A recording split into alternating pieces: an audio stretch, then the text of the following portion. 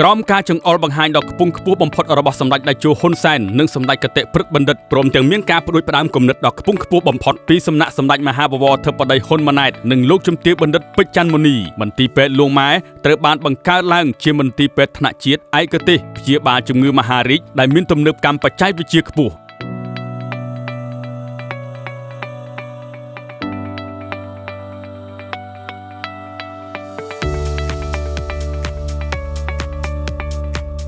មន្ទីរពេទ្យលួងម៉ែផ្ដល់ជូននូវសេវាព្យាបាលថែទាំនិងពិនិត្យសុខភាពទូទៅយ៉ាងទូលំទូលាយ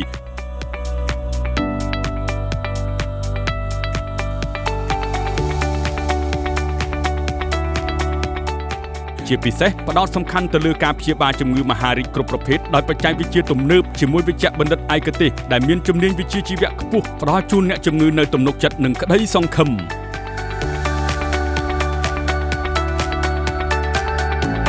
ជាមួយបច្ចេកវិទ្យាទំនើបជំនាន់ថ្មីចុងក្រោយនៃមុខងាររបស់ម៉ាស៊ីន CT Scan ម៉ាស៊ីនព្យាបាលដោយកាមេរ៉ាស្មី Linac និងប្រព័ន្ធបច្ចេកវិទ្យាទំនើបរួមបញ្ចូលទាំងបញ្ញាសិប្បនិម្មិត AI វាត្រូវបានប្រើប្រាស់រួមបញ្ចូលគ្នាក្នុងពេលតែមួយដើម្បីធានានូវភាពសុក្រឹតនិងមានប្រសិទ្ធភាពខ្ពស់បំផុត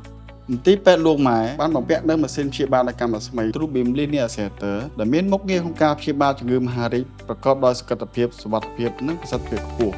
ម៉ាស៊ីនព្យាបាលដោយកាមេរ៉ាស្មី TrueBeam ត្រូវបានប្រើប្រាស់នៅបច្ចេកវិទ្យាទំនើប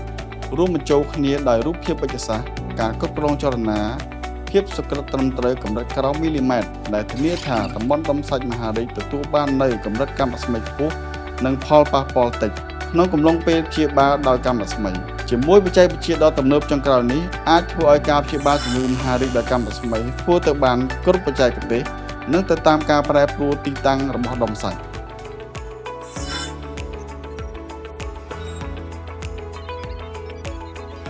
High-quality imaging is essential for accurately identifying between treatment targets and healthy tissues. Longmay Hospital is equipped with the latest CT technology designed specifically for radiation therapy with a large board to accommodate patients comfortably.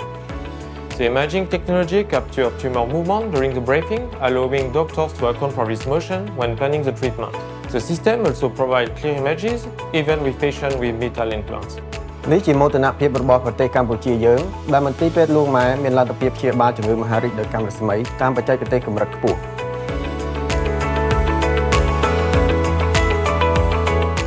សម្រាប់ព័ត៌មានលម្អិតអំពីសេវាកម្មពិនិត្យព្យាបាលនិងណាត់ជួបប្រឹក្សាជាមួយវេជ្ជបណ្ឌិតឯកទេសរបស់មន្ទីរពេទ្យលួងម៉ែសូមអញ្ជើញមកកាន់មន្ទីរពេទ្យលួងម៉ែដែលមានអាសយដ្ឋាននៅផ្លូវ109ភូមិព្រៃសរខាងកើតសង្កាត់ព្រៃសរខណ្ឌដង្កោរាជធានីភ្នំពេញឬធ្វើការទំនាក់ទំនងតាមរយៈទូរស័ព្ទលេខ010